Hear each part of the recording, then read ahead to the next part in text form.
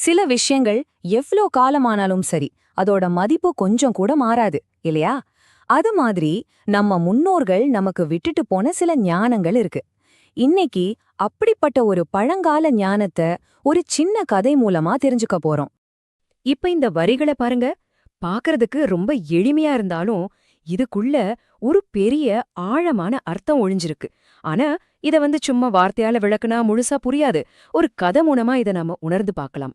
வாங்க அந்த கதைக்குள்ள போலாம். நம்ம கதையோட ஹீரோஸ் 2 பேரு, லியாம் அப்புறம் சாம். சாதாரண நண்பர்கள் இல்ல, உயிர் நண்பர்கள். அவங்க 2 பேருக்கும் ஒரு பெரிய கனவு இருந்துச்சு. என்ன தெரியுமா? ஸ்கூல்ல நடக்க போற பெரிய சயின்ஸ் ஃபேர்ல ஃபர்ஸ்ட் பிரைஸ் வாங்கணும். அதுக்காக ரொம்ப ஆர்வமா ஒன்னா சேர்ந்தாங்க. அவங்களோட உழைப்ப பத்தி சொல்லவே வேணாம். ஒவ்வொரு நாளும் ஸ்கூல் முடிஞ்சதும் ஒன்னா உட்காந்து சிரிச்சு பேசிட்டே ரொம்ப கவனமா ஒரு எரிமலை மாடல செஞ்சாங்க. அப்படி வேலை செய்ய செய்ய அவங்க நட்பு இன்னும் ஸ்ட்ராங் ஆச்சு. சொல்லப்போனா அந்த எரிமலை மாடல் வெறும் ப்ராஜெக்ட் இல்ல, அது அவங்க நட்போட ஒரு அடையாளமாவே மாறிடுச்சு. எல்லாமே ரொம்ப நல்லா போயிட்டு இருந்துச்சு. ஆனா சில சமயம் பாருங்க, ஒரே ஒரு சின்ன பலவீனமான நிமிஷம் நம்ம வாழ்க்கையே மாத்தி போட்டுடும் இல்லையா? இங்கேயும் அப்படிதான் ஒண்ணு நடந்துச்சு. டமார்னு ஒரு சத்தம். அந்த ரூமே ஒரு செகண்ட் அமைதியாயிடுச்சு.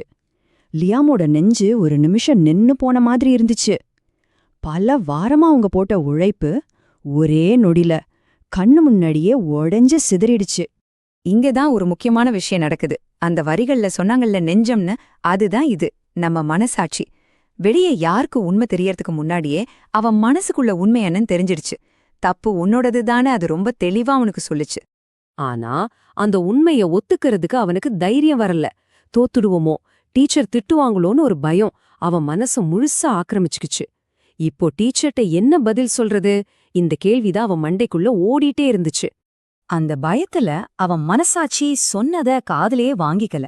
நடுநிலைய விட்டுட்டு ஒரு பெரிய தப்பு பண்ணிட்டான். ஏதோ நம்மள காப்பாத்திக்கிறோன்னு நினைச்சுக்கிட்டு தன் உயிர் நண்பனையே அவன் மாட்டி விட்டுட்டான். ஆனா லியாம் நினைச்ச மாதிரி எதுவும் நடக்கல. அவன் போட்ட அந்த பழி கொஞ்சம் கொஞ்சமா அவனையே திரும்பி தாக்க ஆரம்பிச்சது. சாமுக்கு என்ன சொல்றதுனே தெரியல. அவனால நம்பவே முடியல. தம் பெஸ்ட் ஃப்ரெண்ட் இப்படி பண்ணுவான்னு அவன் கனவுல கூட நினைச்சு பார்க்கல. அந்த அதிர்ச்சியிலையும் துரோகத்திலையும் அவன் வாயடிச்சு போய் நின்னான். லியாம் எதுக்காக பயந்தானோ அது ஒரு விதத்துல நடந்துடுச்சுன்னே சொல்லலாம். ஏதோ பாஸ் மார்க் கிடைச்சது, ஆனா அந்த வெற்றியில ஒரு சந்தோஷமும் இல்ல. அது ஒரு போலி வெற்றி மாதிரி தான் இருந்துச்சு. இப்ப இத பாருங்க, இது ரொம்ப முக்கியமான ஒரு விஷயம். லியாம் தன்னை காப்பாத்திக்கிறேன்னு நினைச்சுக்கிட்டு உண்மையிலே எவ்ளோ பெரிய தப்பு பண்ணிருக்கான்னு இதுல தெளிவா தெரியுது.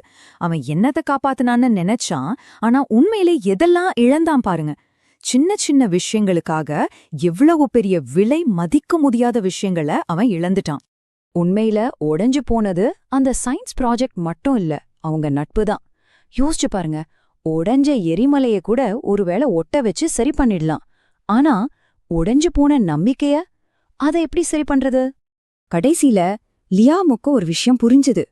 அந்த பழங்கால உண்மையோட ஆழம், அந்த வரிகளோட உண்மையான அர்த்தம் இப்ப அவனுக்கு புரிய ஆரம்பிச்சது. அந்த வரிகள்ல கெடு வல்யான்னு ஒரு வார்த்தை வருது இல்லையா? அதுக்கு அர்த்தம் நான் அழிஞ்சு போயிடுவேன்னு. ஆனா இதுக்கு அர்த்தம் நம்ம உடம்பு அழியறதில்ல. நமக்குள்ள இருக்கிற நேர்மை, நம்மளோட மன அமைதி, நம்மளோட நல்ல உறவுகள், இதெல்லாம் தான் அழியுது. அதுதான் உண்மையான அழிவு. அப்போ இதிலிருந்து நாம தெரிஞ்சுக்க வேண்டிய முக்கியமான விஷயம் என்னன்னா, நம்ம மனசாட்சி ஒன்னு இருக்கு இல்லையா, அதுதான் நமக்கான சரியான வழிகாட்டி. இது தப்புன்னு அது சொல்லும்போது அதை நாம கேட்கணும். அதை மீறி நடந்தா நாமளே நம்மள அழிச்சுக்கிறதுக்கு சமம்.